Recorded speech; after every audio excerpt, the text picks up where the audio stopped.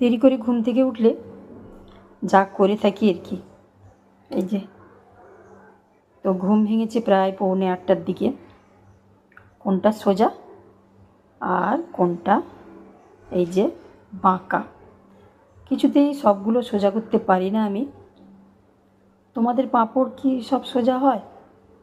তো আমাকে কিছু টিপস দাও না, যাতে সব পাঁপড় ভাজাগুলো আমি সোজা সোজা করতে পারি। তো অনেক দেরি হয়ে গেছে, চারিদিকে রোদ ঝলমল করছে একেবারে। রোদে জামা কাপড় কি তোমাদের দেওয়া হয়ে গেছে নাকি?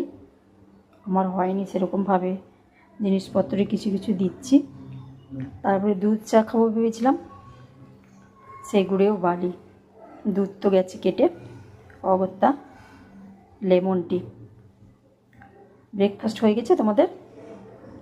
তো চালের পাঁপড়, এই যে ছোট্টো ছোট্টোগুলো মশলাদার, এটা হচ্ছে সাউথের পাঁপড়গুলো। এতক্ষণ সাথে থাকার জন্য সকলকে অসংখ্য ধন্যবাদ। ভালো থেকো সকলে।